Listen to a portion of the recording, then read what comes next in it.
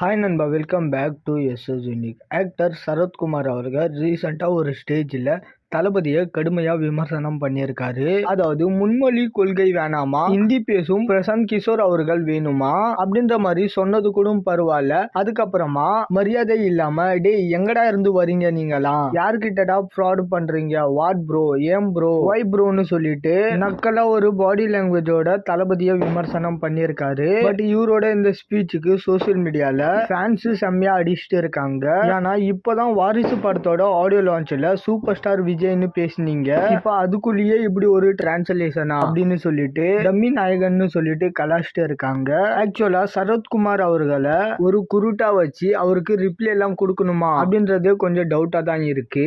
ஏன்னா இவ்வளவு வருஷமா அரசியல்ல இருந்தும் ஒரு சின்ன இம்பாக்ட் கூட கிரியேட் பண்ணல. அண்ட் கேப்டன் விஜயகாந்த் அவர்கள் மாதிரியே இவரும் நிறைய சில்வர் ஜூப்ளி படங்கள்லாம் கொடுத்திருக்காரு. பட் ஆனா கேப்டன் விஜயகாந்த் அவர்கள் பண்ணதுல இவரு 1% கூட பண்ணல.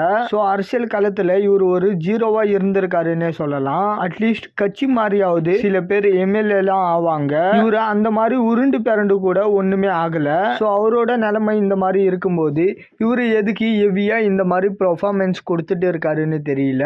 இப்பவும் படங்கள்ல ஹீரோவா ஒரு ரோல் கிடைக்கலனா கூட இவருக்கு நல்ல ரோல் தான் கிடைக்குது. ரீசெண்டா போர் தொழில் படத்துலலாம் ஒரு சூப்பரான ரோல், ஆனா பயங்கர நேர்த்தியாவும் பண்ணியிருந்தாரு. சோ அப்படி இருக்கும்போது அதுல சம்பாரிச்சுட்டு ரிலாக்ஸா வீட்டுல இருக்கிறத விட்டுட்டு தம்மி ஆடுல நடிச்சு மொத்த தமிழ்நாடு மக்கள் கிட்டயும் பாட்டு வாங்கினாரு. இப்ப தளபதிக்கு எதிராக பேசுறாருன்னு சொல்லிட்டு தளபதி ஃபேன்ஸ் கிட்ட இப்ப இன்னும் அடி வாங்கிட்டு இருக்காரு. அண்ட் கருத்தியல் ரீதியா எதிர்க்கிறது பரவாயில்ல, ஏன்னா எதிர் கட்சியில இருக்கும்போது கண்டிப்பா எதிரா பேசதான் செய்வாங்க.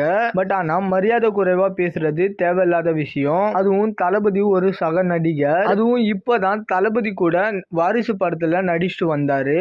அதுக்குள்ள எப்படி இந்த மாதிரி பேச முடியும்னு தெரியல. ஒருவேளை பேச சொல்லி அவ்வளவு பணம் கொடுக்கறாங்களான்றதும் தெரியல. அந்த தளபதி இவரு ஒரு ஆளா கூட மதிச்சு எப்படியும் ரிப்ளை எல்லாம் கொடுக்க போறது இல்ல, அது அவருக்கே தெரியும். அப்படி தெரிஞ்சு இவரு எதுக்கு இப்படி மேடையில பயங்கரமா பெர்ஃபார்ம் பண்றாருன்னு தெரியல. ஓகே நண்பா, இதை பத்தின உங்களோட கருத்துக்களை கமெண்ட்ல சொல்லுங்க. அண்ட் இந்த மாதிரி தளபதி பத்தின அப்டேட் தெரிஞ்சுக்க மறக்காம எஸ்எஸ் யூனிக் சேனலை சப்ஸ்கிரைப் பண்ணி சப்போர்ட் பண்ணுங்க. இதோட வீடியோ முடிச்சுக்கிறேன். ஓகே, பாய்.